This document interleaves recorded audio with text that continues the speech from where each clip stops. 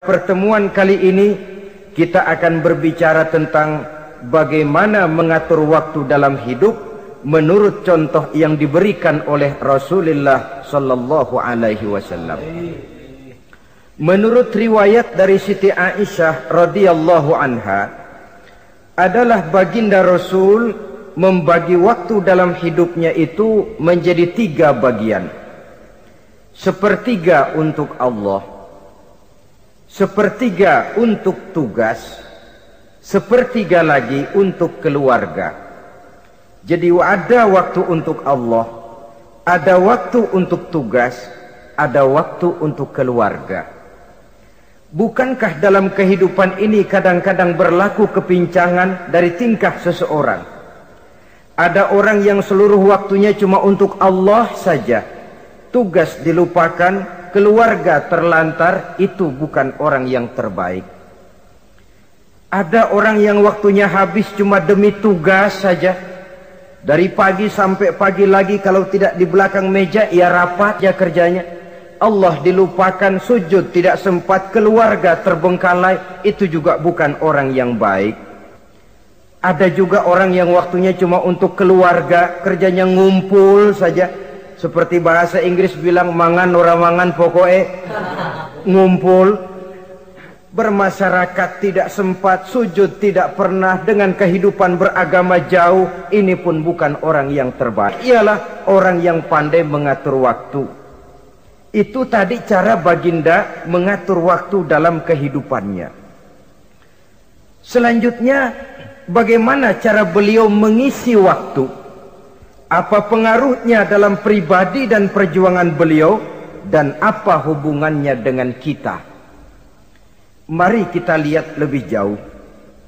Sepertiga dari waktunya adalah untuk Allah, artinya untuk beribadah kepada Allah. Bagaimana ibadahnya? Saudara-saudara, satu-satunya manusia yang dalam Al-Quran sudah mendapat jaminan ampun dari seluruh dosa yang pernah dikerjakan cuma Rasulullah orangnya. Quran yang menjanjikan, liyaghfira lakallahu ma taqaddama min dzambika wa ma ta'akhkhar. Wahai Muhammad, dosamu yang dahulu, dosamu yang sekarang, dosamu yang akan datang kalau memang ada, seluruhnya sudah mendapat jaminan ampun dari Allah Subhanahu wa ta'ala. Orang yang nyata-nyata sudah mendapat jaminan ampun dari segala dosa ini, ibadahnya luar biasa. Luar biasa bagaimana? Sejarah menceritakan beliau kalau sholat malam sampai bengkak kakinya karena rajin sujud.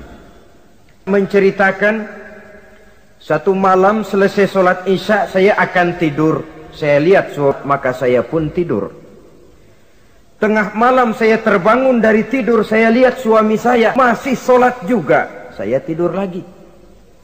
Menjelang sepertiga malam yang akhir saya bangun, saya lihat masih sholat juga. Saya hampiri beliau. Saya tanya setelah sholatnya usai, "Bang," kata Aisyah, "ada apa yang?" Kata baginda Rasul. Sebab beliau itu, jangan senyum kalau saya katakan yang di sini. Sebab beliau itu pandai sekali menyenangi hati istrinya. Panggilan kelihatannya sepele, tapi bisa menghidupkan keharmonisan dalam rumah tangga.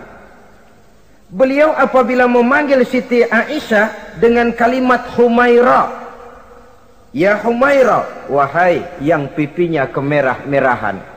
Cantik sekali panggilannya untuk istrinya. Kita kadang-kadang terlalu jujur tapi nyakitin. Mentang-mentang bini hitam, kalau manggil bini hitam, sini lo. Jujur tapi nyakiti itu.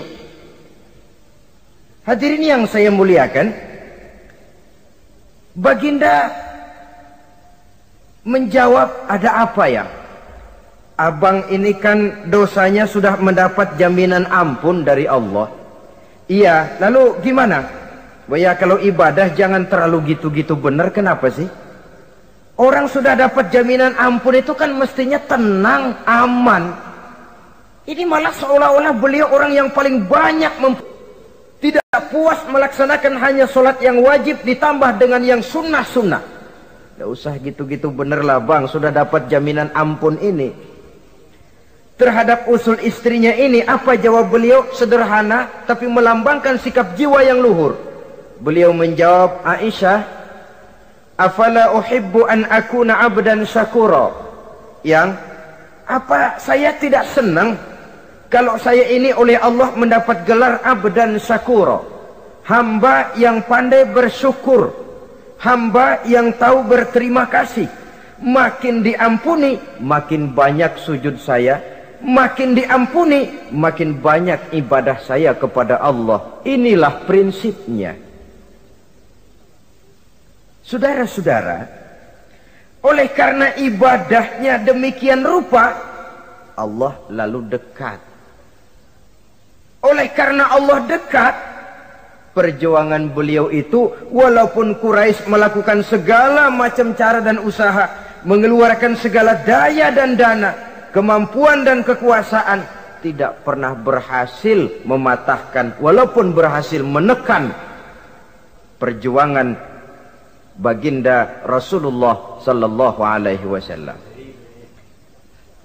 Coba kalau kita buka sejarah, beliau itu kan mulai berjuang sendiri, yang dihadapi masyarakat yang keras, kasar, brutal.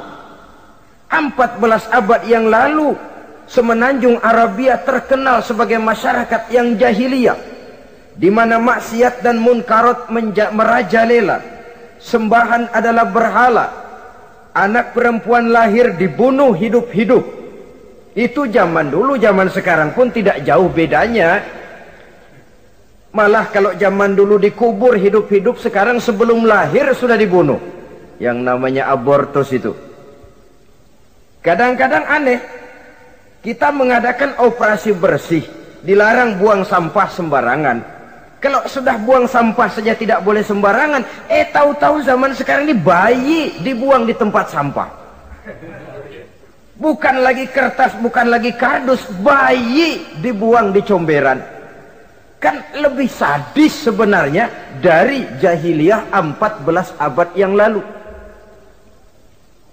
Judi di zaman dulu 4 abad yang lalu merajalela, menyentuh segala lapisan masyarakat. Di zaman sekarang pun judi tidak kurang hebatnya, cuma tentu dengan bahasa yang lain.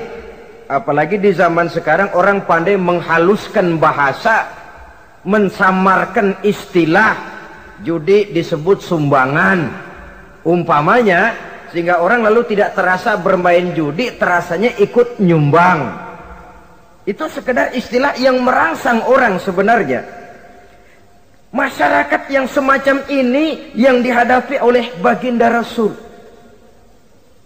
Diangkat jadi Rasul umur 40 tahun lalu mulai berjuang. Mula-mula secara sembunyi dakwahnya itu, dari pintu ke pintu, dari rumah ke rumah, dari orang ke orang. Hasilnya 3 tahun gerilya berdakwah, dapat pengikut tidak lebih 11 orang. Sudah tidak digaji, tidak dapat beras, hidup pun miskin. 3 tahun dakwah dapat pengikut 11 orang. Ustadz mana zaman sekarang yang masih mau ngajar? Kalau 3 tahun buka pengajian, yang ngaji cuma 11, bubar. Kiai mana yang masih mau buka pondok? Kalau 3 tahun buka pesantren, santrinya cuma 11. Pemimpin mana yang masih mau kampanye? Kalau 3 tahun kampanye dapat pemilih cuma 11, bangkrut. Tapi tidak dengan Rasul. 3 tahun berlalu, turun perintah fasda bima tu'mar. Tidak usah berdakwah secara sembunyi, Muhammad, sampaikan saja Islam secara terbuka.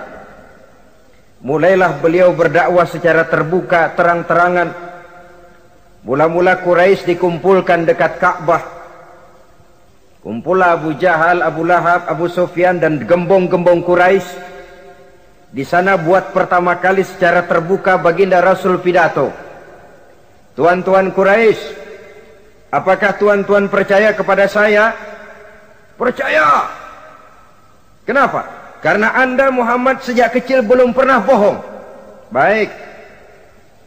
Jikalau memang tuan-tuan percaya kepada saya, maka mulai hari ini saya serukan kepada tuan-tuan, ankizu anfusakum minan nar. Jaga, pelihara, lindungi dan selamatkan diri tuan dari neraka. Tinggallah macam berhala, jauhi Latta, Uzza, Manat dan Hubal. Sembah Allah Tuhan yang Esa, yang lam yalid wa lam yulad, yang tidak beranak dan tidak diperanakan. Ini dakwah pertama yang beliau sampaikan. Selesai beliau pidato, Abu Lahab interupsi, angkat tangan. Muhammad, ada apa paman? Alihaza jama'tana, cuma untuk dengar ocehan kayak begini kami dikumpulkan di sini. Tabban laka ya Muhammad. Kalau bahasa kasarnya, mau mampus kamu Muhammad. Nabi tidak jawab, Allah yang jawab. Tabbat yada abi lahabi wa tab, ma aghna anhu maluhu wa ma kasab. Bukan Muhammad yang celaka, Abu Lahab lah yang kelak akan menemui kecelakaan. Dakwah terus berlangsung. Ketika dakwah secara terbuka sudah dimulai, hambatan dan tantangan mulai datang. Sejak dari teror mental sampai kepada teror fisik. Dan terjadi pada saat beliau berumur 53 tahun, di mana Quraisy mengadakan rapat di satu rumah yang disebut Darul Arqam. Kumpullah di situ dedengkot Quraisy. Siapa lagi kalau bukan Abu Jahal, Abu Lahab? Mereka rapat pleno lengkap. Setelah rapat dibuka, kata Abu Lahab kepada Abu Jahal, Jahal, bagaimana ini Muhammad? Iya, bagaimana?